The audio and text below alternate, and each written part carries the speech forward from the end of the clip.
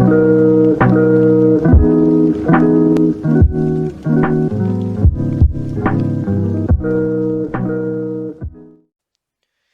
guys, what is going on around here, and welcome back to the episode of Cards and Castles TV commentary. Don't have another intro for you guys, or at least don't got anything else to kind of add on to this. So let's go ahead and jump right in to our first matchup of the day. Match number 1, starting now. Alright, and so for our first match here, it looks like we've got Lord Aiken taking on Vasea Mel. A little bit of Crusader Warlock going against some Viking Ninja. I already have a feeling on what Mel is playing, but we'll see how Lord Aiken's able to respond to that. Gonna open up by passing the turn. Again, doesn't really have a turn 1 play. The fear can't be used right about now.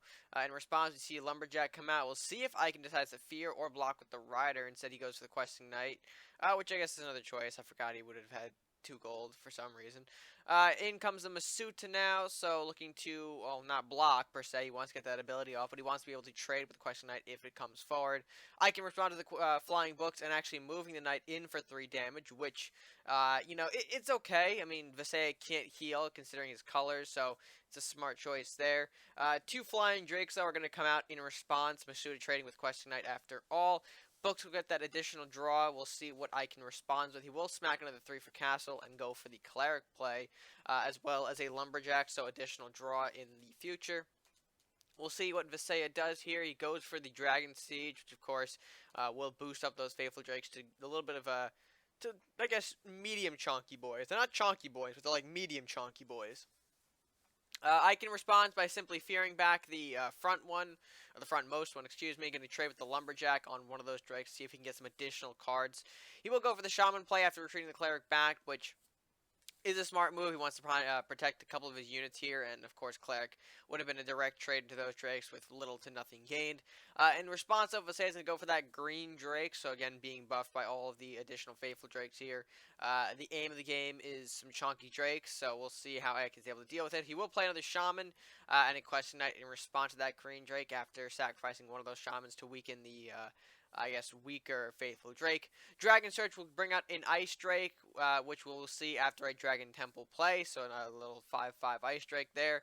Do you see one of the Faithful Drakes trade with the Questing Knight, another with the Shaman, or another kills the Shaman, excuse me, and 7/8 Green Drake comes in and smacks face to even this game out. Aiken's able to respond with a Salahar Rider, that will do a little bit of damage here. Actually, I realized he's got 3 Riders in his hand, so we'll probably see all 3 trade to that Green Drake and see where the damage spreads out to. We're getting some even spreads here. One Last Will on the Green Drake, 1 on the Ice Drake, 1 on the Faithful Drake. Not enough to kind of kill everything here, but nice takedown to the Dragon Temple to give Cleric an easy Faithful Drake kill. That will leave his castle open up, though, for the Ice Drake. And, of course, you didn't see the Lumberjack being played there because, of course, Lumberjack would have traded anyway. Lightning Blade on that Ice Drake will lead to some big damage. I believe that's 9 total, if I did math correctly. And, of course, 2 Lumberjacks out and 2 block. Aiken doesn't really have a good response here. He's actually going to have to use the Swordsman to clear out that Ice Drake. But that does leave his castle vulnerable to some Lumberjacks here. We'll see another Lumberjack go up to guard, but we'll see. Stone Drake actually going to come in now, take out the Frozen Swordsman, which is good. Another point of damage for Vasea onto the castle, unless being buffed by anything. Nope, so just 1 point of damage. And Dragon Temple going down for good measure. Aiken doesn't really look like he's got a strong response here. I do see the Dwarf Paladin going down to kill off the Lumberjack, get a little bit of heal for the Paladin and the castle. But he needs something to stop against that Stone Drake, which really he doesn't have any good defense there. We do see Shaman coming down. 1 buff, actually, and it's kind of over. We do see the Stone Drake going after the Knight of Flowers, so that tells us he hasn't got a buff. We'll move the Shadow Drake up with the Shaman and another Lumberjack. Aiken's really, yeah, no, I don't really, he can use all of his hand here to pretty much clear out the board here, and I think that's what he's going to do. We do see a Flame Shield going on to the Paladin, which will lead it to survive, actually, after placing down an armor, and smartly positioning it away from his castle to ensure that he doesn't get any sort of Inferno damage. The Shaman does get pushed back off of Fear, too, pulling a Disintegrate, not going to be able to, well, doesn't plan to use it now. I guess the Shadow Drake going to come in now, do an additional 5 damage. Stone Dragon Statue prompting another Shadow Drake. Ice Drake as well coming out, and I think that's going to be the end here. Aiken doesn't really have any responses. Flame Shield definitely not going to help. He will go ahead and trade, but not enough. So Vasea will come out on top of this one. Overall, pretty standard stuff for your Drake deck. Pretty much how a typical, I guess, blue-purple Drake deck will go. Playing a lot of dragons, giving them the buff to create these, really powerful drakes and just take over. I'm actually surprised that we don't see more dragon decks to, based on how easy they are to kind of, handle play-wise.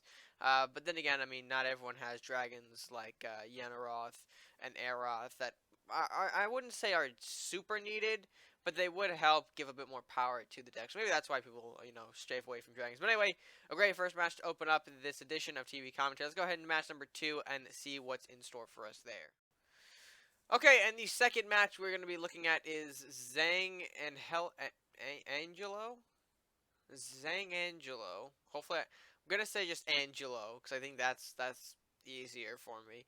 Going up against chaddyshack, so a little bit of Crusader Viking going up against yet another Warlock Crusader. Yeah, that's the right way to say it. So we'll see if the Crusader Warlocks can pick up a win here to make up for that last matchup. We'll see Chatty and Zheng open up, or I guess pass both turns. Maybe I should say Zheng. Anyway, they're going to pass their both first turns. Zheng passes his second turn. Chatty responds with a priest. So a little bit of an early threat onto that castle. We'll see how Zheng responds. Open up the Paladin, which is going to be a good way to clear out that that priest and, keep himself sort of alive, but Incinerate takes care of that right there. Plus Salahar Rider for Chatty, so he's kind of putting on the pressure here. I do want to maybe assume he's going with the Last Will deck, but I'm not super sure yet. We'll do see a books from Zheng, so looking for some draw potentially. Horseman going to go ahead, clear out those flying books with the initiative damage. I mean, not really much I could say there. That was a nice shot by the Horseman. And, of course, Rider taking additional 2 off the castle. Horseman comes in, deals 3 to the castle in response, so evening things up there.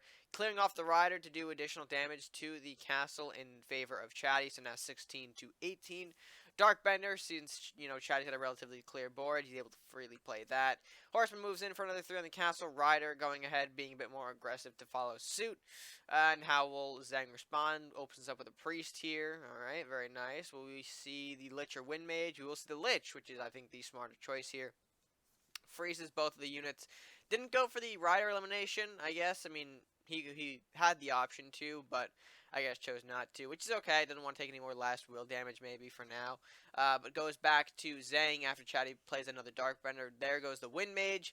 In comes the Lightning Blade for some better chain value here. Darkbender gets cleared off. The Rider gets cleared out, dealing 2 more damage to the castle and throwing it back to Chatty in response. We'll see if Chatty can play a buff to ensure. Nope, he will go for the Dragon's Fire. Okay, I mean, he could have played a buff to, I guess, make a better trade off of the Lich, but I mean, Dragon's Fire clearing both units off. Understandable there. Zhang gonna respond with just a Crumbling Archive. His hand has literally no units. Flamestorm gonna be the response to that, so clearing off Archive without giving Zhang any additional cards. Bringing up Arcanon as well to, I guess really confirm that that is a Last Will deck being played there. Do see a Priest plus Dragon Crest Shield going down now. Fair enough. Plus Lightning Blade, so even, trying to do his best to just maintain, I guess, some defense here. Blue Fire Bolt, though, plus Darkbender, I assume. We will give him a card, granted, for the draw, but, yeah, there goes the Arcanon General right in front of the castle there. And that was a good pickup for Zheng after Flying Books gets planted as well, but that's a big pickup for Zheng. Bring up the Yenaroth, will freeze the entire board here and being able to clear that General off with relative ease, I should say. And throwing it back to Chatty in response here. Did get the Flying Books draw. We'll see if there's anything useful off of that. We do see an Arbiter going down. Very big for Chatty, bringing the game closer to possibly even burn range, considering that he's got things like Rider, which you see there. And we saw Incinerate in his hand earlier, so this might be the end, but Yarn going to go ahead and do a great job of clearing this board on Chatty's side, leaving Yenaroth to openly hit the castle. Rider hitting the Yarn, which I'm pretty sure Chatty did not want to see. Goes back to him, though. We do see a Drain Life, surprisingly not on the castle. And Flames, that could have been the end of the game, but I guess, oh no. Oh, Chatty, what are you doing? Alright, so there's a reinforce in the castle. Crumbling Archive gets played. Throwing it back to Chad. He's got to be able to take out this Yenaroth in this turn. Does see Atarius Files, so that does open him up to maybe a Lightning Blade on the castle, which isn't drawn. So still has a little more time. I think by just a turn, really. War Party comes out, although it's not going to be useful if Chad even draws an Arbiter or another burn. Of course, Drymoth getting the good heal onto the castle. That was the correct play to avoid any potential burns, and I don't think Chad's really got a way to respond to this. He needs an Arbiter, maybe, to bring him back, but even then, okay, there's the Arbiter, but I don't think it's going to be even enough, considering you got Yenaroth and Drymoth both bearing down onto the castle there. And yeah, this one will go to Zhang, which, it really even should have been Zhang's match anyway, considering the Drain Life Flamestorm combo was the game ender. But for some reason, I guess he wasn't aware Drain Life is able to hit. Unless there's like a secret pass I don't know about. Drain Life should be able to hit castles, so he could have dealt the remaining damage right there to close out the game. So really surprising to see that lethal just completely passed over, but I mean, not everyone plays Drain Life, so I mean, yeah. I guess if you're not familiar with Drain Life, you don't really know if you're allowed to hit castle, but you are. And even if you aren't allowed, you can. I believe you can hover over and see what's able to be hit with cards like that. So you should have been able to see the Drain Life hit castle. But anyway, I don't want to linger too long on that. It was an unfortunate loss for Chatty, just based off of, hey, wasn't really sure how interactions work, which happens. It happens to the best of us. Happens to me. Happens to a lot of people I know. So yeah, this one will go to Zhang as a response. I guess War Party's still surprisingly, wandering around in I guess top 500 play, which okay. I mean, it's War Party after all. I don't like War Party, but anyway, enough about the matchup. Let's go ahead and jump into our final one, match number 3, and see if we can get another great match out of that one. Alright, and so for our final one, it will be, I believe this is pronounced Hlori, maybe? I apologize if I just butchered that up. Taking on joesnoid, so Joe rocking the Viking Ninja, while Hlori is rocking the Viking Pirate, so a little bit of a Viking battle here. We'll see if Joe's rocking a dragon deck like Vasea was earlier in this video. Doubtful, but we'll see. I accidentally kept my mouse hovered over Elvis, so you'll see that guy for a little bit. Which, granted, he's being played now, so, yep, okay, there we go. There we go. So, Dwarven Miner in response to the Elvish Thief there, so clean trade, giving Hlori an extra gold. That will prompt a Winds of the Nord, and that actually makes it interesting, because we do see a Rusty Hooks in Hlori's hand. So this is a Rundy Hooks deck, which is great to see. It's always fun to see how these decks do. But we'll see. Joe looking like he is rocking maybe some kind of Drake deck. We do see the Shadow Drake in the hand there. Southport Captain comes out in response to that Shadow Drake and go ahead and block, or at least body block the castle. We'll see how Joe responds. He will bring out a Cloak of Ice, which is okay. Fair enough. Freezing off the Captain, making sure it won't do anything for now. Hlori, though, got 7 gold. We'll see how he responds with a Onslaught plus Southport Captain. Yep, that's going to be enough to take down the Shadow Drake with the bleed. So it goes back to Joe now. We'll see how Joe's able to respond to this. He brings out an Ice Drake, which not going to be good placement there, considering that you got the Temple. Yep, right there. So a little bit of extra damage there to that to the Ice Drake, and we'll see hooks being played as well. A bit okay, not too aggressively either, which is nice. He could have thrown it in front of the castle to potentially move that castle next turn, but chose not to, I guess, which is fine. 2 Ice Drakes gonna come out in response to that Rusty Hooks now. Do see a Shaman, though. We'll see how that plays out. Go for the Winds play instead, which is kind of curious, but I guess it does make sense. He wants to start pulling that castle, and we can already see it's moved 2-3 spaces, and that's pretty impressive for a Windy Hooks deck to pull off in matches like this. Although Joe is going to pull off a Lightning Blade, kill off the Temple, and reinforce those Ice Drakes to be a little bit more, chunkier boards. Do see a Mordok get sacrificed for this play to work out. Banshee comes out to bring the Ice Drake back to Joe's hand. Mordok killing the bottom-most Ice Drake as well. We'll see if that's able to help Joe, I guess, reset in any way. We see an Ice Drake and a Wizard come out. That will lead Hlori to bring out the Yenaroth. Bleh. and that will mean 6 additional damage right off a spawn. And that's really the power of the Windy Hooks deck, just bringing the castle extremely close to where anything someone spawns will deal big damage here. And we do see Joe going for a Stone Drake Cloak of Ice play to kind of slow down that Yenneroth, but maybe not even going to be enough here. We do see Yarm coming out now, and that's going to do big damage that will lead to a bunch of chain, pretty much clearing the board here. And Joe not really giving himself much room. We do see a Yenneroth. Okay, fair enough.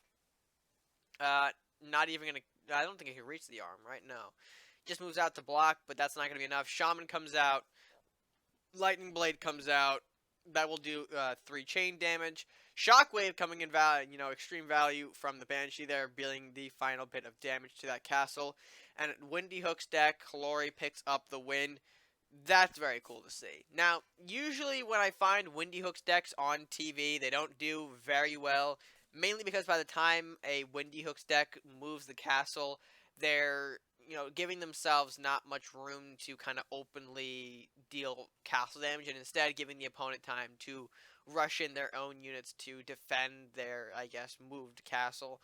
So it's good to see a Windy Hooks deck, I guess, kind of work well here, and that's really the power of Windy Hooks deck on display. I mean, just pulling the castle you saw there, and a ways away from spawn. Spawn? That was a voice crack. Fantastic. That's staying in the video. What was I saying? Something about Windy Hooks deck and being pulled, I believe. Yeah, they... Hold on, I got this. Pulled from spawn. No.